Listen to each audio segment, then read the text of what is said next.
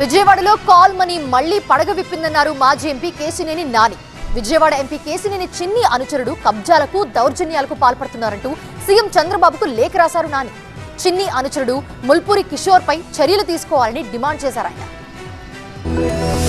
Kesineni brothers మధ్య కొత్త జగడం మొదలైంది. కేశినేని చిన్ని ప్రధాన అనుచరుడు Mulpuri Kishore call money mafia నడుపుతున్నాడంటూ సీఎం చంద్రబాబుకు కేశినేని నాని లేఖ రాయడం కలకలం రేపింది. విజయవాడలో మళ్లీ కాల్ మనీ మాఫియా రెచ్చిపోతుందని సీఎంకు రాసిన లేఖలో వెల్లడించారు నాని. గాయత్రి అనే మహిళ 5 కోట్ల అప్పు తీసుకుని ఇప్పటికే 21 కోట్లు చెల్లించిందన్నారు కేశినేని నాని. అయినా చిన్ని అనుచరుడు కిషోర్ ఆమెను బెదిరిస్తున్నారన్నారు. బాధితురాలికి బావులపాడులో ఉన్న 11 ఎకరాల భూమిని కబ్జా చేసేందుకు ప్రయత్నిస్తున్నారన్నారు. రిజిస్ట్రేషన్ కోసం అధికారులపై కూడా ఒత్తిడి చేస్తున్నారంటూ నాని లేఖలో తెలిపారు. కిషోర్ ఎంపీ అనుచరుడు కావడంతో అధికారులు భయపడుతున్నారన్నారు. ఎంపీ చిన్ని వర్గానికి టాస్క్ ఫోర్స్ పోలీసులు ప్రైవేట్ ఫోర్స్ గా పనిచేస్తున్నారని విమర్శించారు నాని. ముల్పూరి కిషోర్ పై తక్షణమే పీడీ యాక్ట్ పెట్టాలని సీఎం చంద్రబాబును కోరారు కేశినేని నాని. సిటీలో కాల్ మనీ మాఫియాను ఉక్కుపాదంతో అణిచివేయాలని విజ్ఞప్తి చేశారు. మరోవైపు బాధిత మహిళ గాయత్రి కూడా తనను రక్షించాలని ప్రభుత్వాన్ని వేడుకుంటున్నారు. గ్రామంలో వ్యవసాయ భూమి ఉందండి. దాని నిమిత్తం నేను కోకో కొబ్బరి ఒక్క వ్యాపారం చేస్తూ ఉంటాను. 2017 నుంచి 2023 కోవిడ్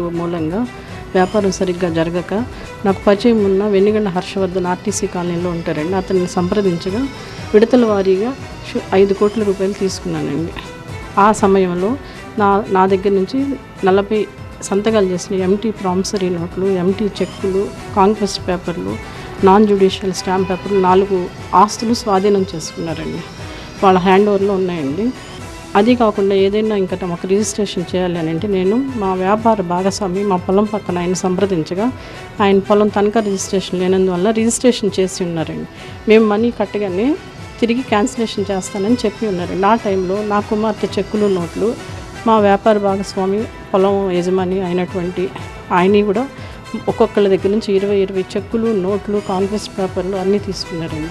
వెనిగండ్ల హర్షవర్ధన్ తన దగ్గర తీసుకున్న ఖాళీ పేపర్లు, డాక్యుమెంట్లతో తనను ఇబ్బందులకు గురి చేస్తున్నారన్నారు గాయత్రి. వారి నుంచి తనకు రక్షణ కల్పించాలని కోరారామె.